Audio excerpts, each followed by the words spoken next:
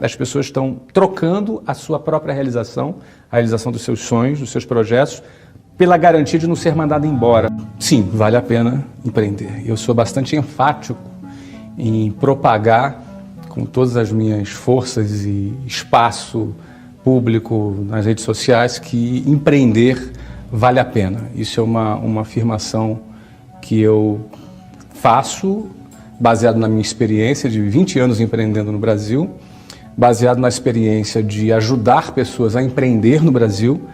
Afinal, nós temos centenas de franquias no Brasil com novos empreendedores que nós treinamos e ajudamos a empreender no Brasil e pessoas que têm bons resultados. Porém, a ressalva é que a gente diz que vale a pena empreender no Brasil, apesar de vários fatores. O maior empregador do Brasil não são as grandes multinacionais, mas sim os micro e pequenos empresários. Então, apesar disso, parece que toda a estrutura estatal ignora esse fato que tem uma grande importância e contribuição na economia, e o que inclusive sustenta o próprio Estado.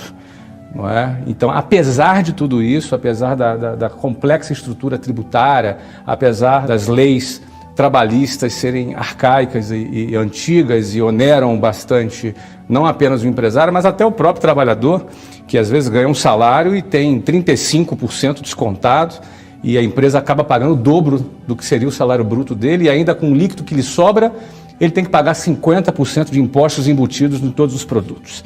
Ou seja, no final das contas, o empregado ficou com 15% do valor que ele gerou e 85% foi para a estrutura de INSS e o próprio governo em forma de impostos. Esse ambiente hostil é como se você fosse ter que sobreviver numa selva onde as regras da sobrevivência são desconhecidas para quem mora num ambiente urbano civilizado. Não é?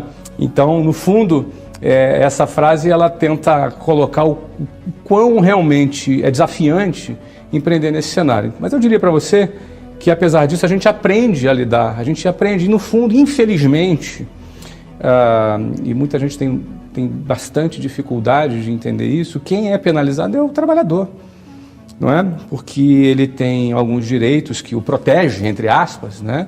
A proteção estatal é refletida em forma de quê? Não, ele tem um 13º, ele acredita, as pessoas realmente acreditam que tem um 13º salário. E, no fundo, isso são 12 salários diluídos em 13. No fundo, é o contrário. O trabalhador está emprestando dinheiro para o patrão sem juros, que é pago no final do ano. Não é? O fundo de garantia, eles acreditam também que é um direito. No fundo, é o contrário. É um empréstimo compulsório feito para o governo, remunerado abaixo da inflação, que, inclusive, ele não tem acesso a pegar aquele dinheiro quando ele precisa. E toda a contribuição previdenciária de INSS, ela vai por água abaixo, quando as regras da própria Previdência vão mudar toda hora, e não tem jeito de mudar, porque a conta não fecha, porque já é um modelo fracassado, já é um modelo que é fadado ao fracasso, é uma pirâmide financeira, que depende da entrada de novos contribuintes para pagar aqueles que estão recebendo hoje, ou seja, todo mundo acredita que está fazendo uma poupança que um dia o governo vai usar essa poupança para pagar a aposentadoria dele, mas isso não é verdade. Não é? Para um jovem que trabalha hoje receber a sua aposentadoria no futuro, ele depende da existência de um outro jovem que talvez nem nasceu ainda, para ele trabalhar, para poder contribuir e assim ele receber. O problema é que a população ela está envelhecendo a cada ano que passa, logo você vai ter uma quantidade menor de jovens economicamente ativos, trabalhando principalmente pelo fato de que as famílias brasileiras têm a cada ano que passa menos filhos. Ou seja, essa conta não fecha e não vai fechar. E as pessoas estão ali contribuindo e o pior, não tem a contrapartida que deveria ter. Ou seja, em vez de ter uma escola de qualidade pelos impostos que contribuem, não tem. Aí tem que pagar a escola privada. Paga de novo. Plano de saúde, não é? A parte da segurança pública, então, é um caos. Esse é o cenário, não é para amador. O Brasil não é para amador. Agora, eu digo que o empresário, ele aprende a trabalhar, ele aprende a sobreviver nessa selva.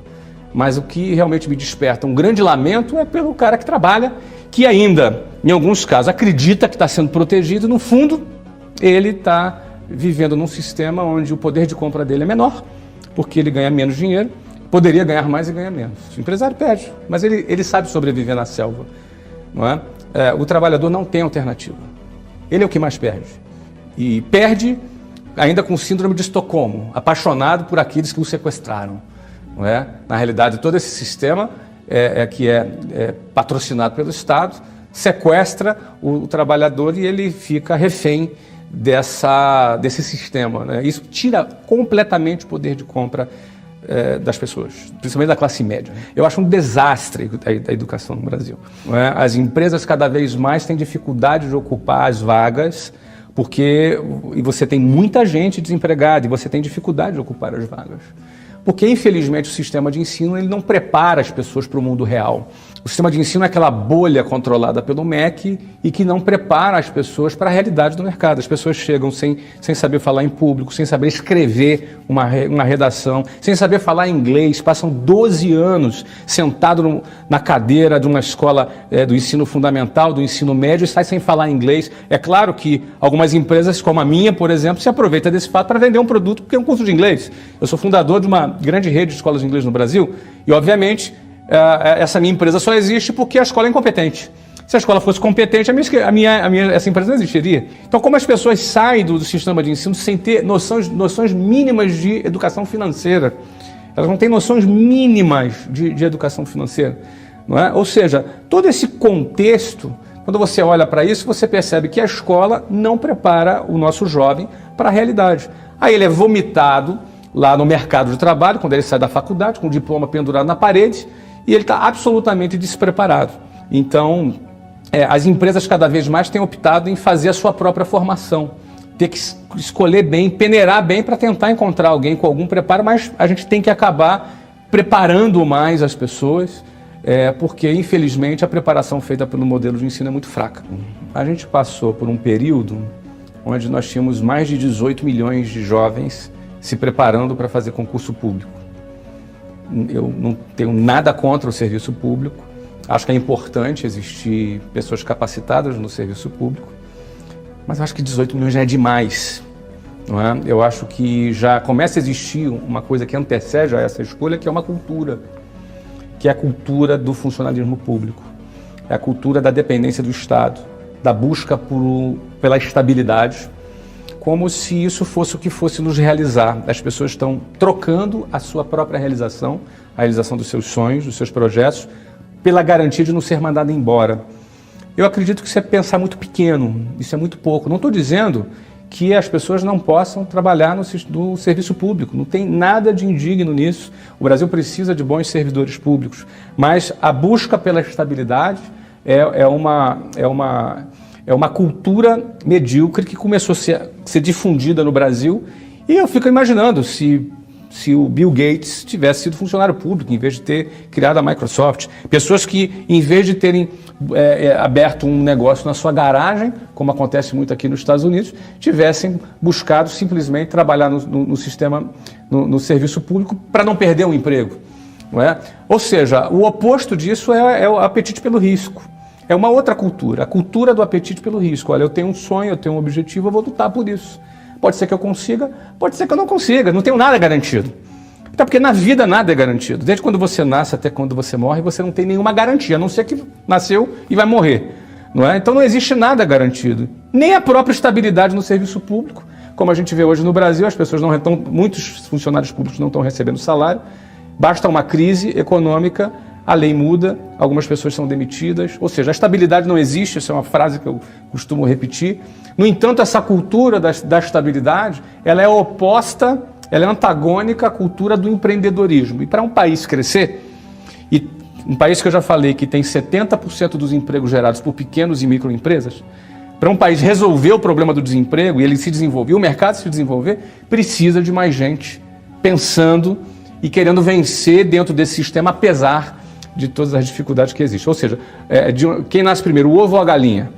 Quem nasce primeiro é a mentalidade do empreendedor. É o cara que no meio do caos ele vai conseguir enxergar uma saída, ele vai ter a coragem de abraçar essa saída e ele vai, no meio da lama, despertar ali uma flor bonita, ou no meio do deserto ele vai criar um oásis e a partir daí as coisas começam a se desenvolver. Ou seja, as pessoas têm muitas vezes a impressão que tem que estar num lugar perfeito, num lugar de ambiente econômico perfeito, de ambiente político perfeito, que aí sim agora eu posso empreender. Não, não é verdade. Tem gente fracassando na Noruega, tem gente fracassando nos Estados Unidos, na Singapura, e tem gente vencendo na África, tem gente vencendo no Brasil, tem gente vencendo em países que têm um ambiente muito menos favorável. Então, quem nasce primeiro entre o ovo e a galinha é a atitude empreendedora que nasce primeiro. A partir daí, as outras coisas elas acontecem.